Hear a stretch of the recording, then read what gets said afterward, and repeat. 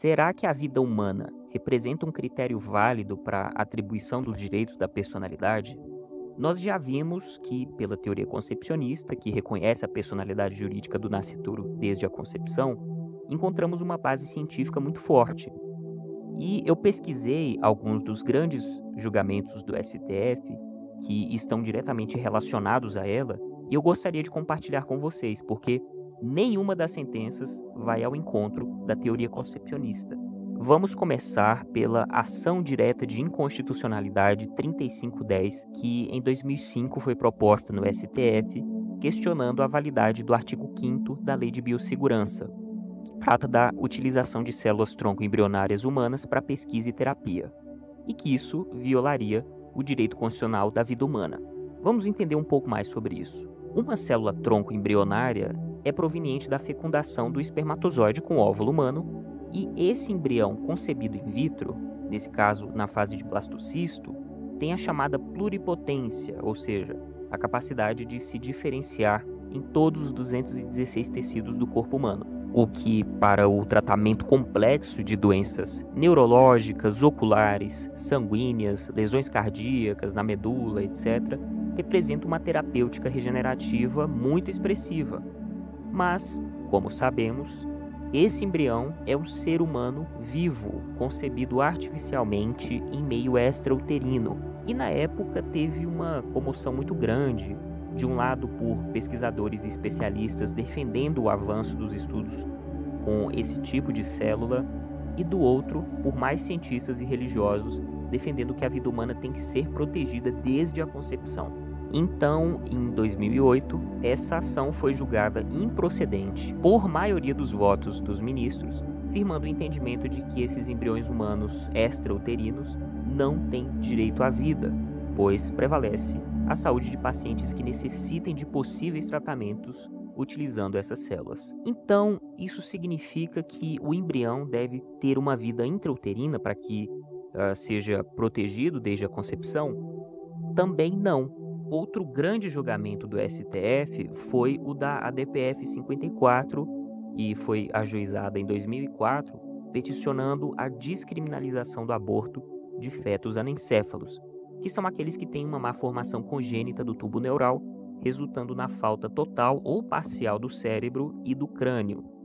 Sendo que, se esse tipo de feto não morrer durante a gestação, geralmente ele morre logo após o parto. Mas também existem casos em que o bebê com má formação do cérebro chega a viver até 2 anos, de uma forma vegetativa, né? E esse julgamento também teve uma grande comoção social, audiências públicas em que, da mesma forma, vários especialistas dos dois lados foram lá no STF fazer suas respectivas defesas e tal, mas, em 2012, essa ação foi julgada procedente, também por maioria de votos.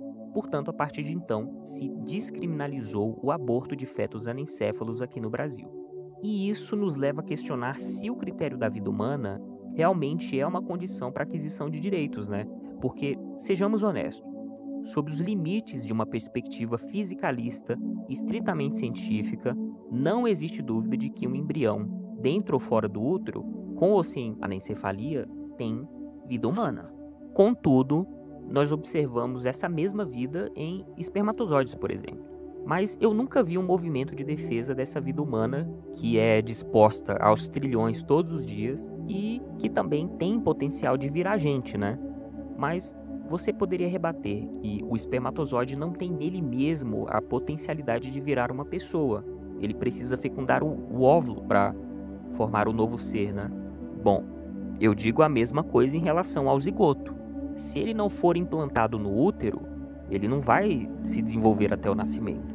Eu simplesmente voltei um passo antes da concepção, exatamente na etapa anterior.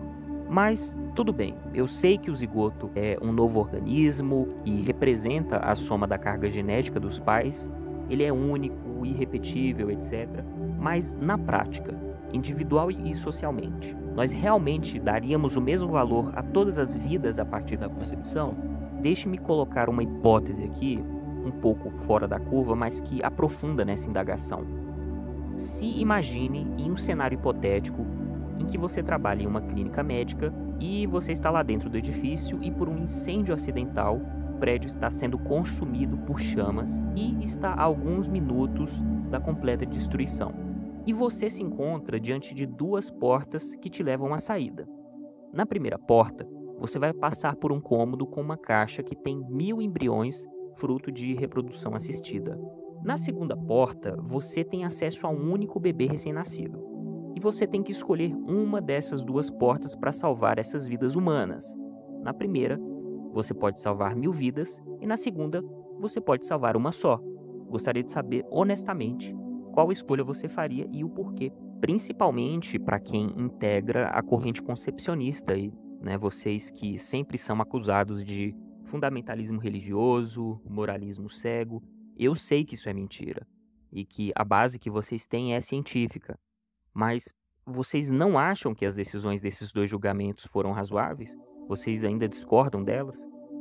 Eu acho o concepcionismo que ele faz sentido, tem um bom fundamento, mas ele me parece problemático devido à justificativa da posição e à amplitude da perspectiva. E o fenômeno da vida humana também. Ele me parece genérico demais. Será que ele realmente pode ser o verdadeiro critério para a atribuição de direitos? Em relação à hipótese do incêndio, eu realmente gostaria de saber a escolha de vocês, né?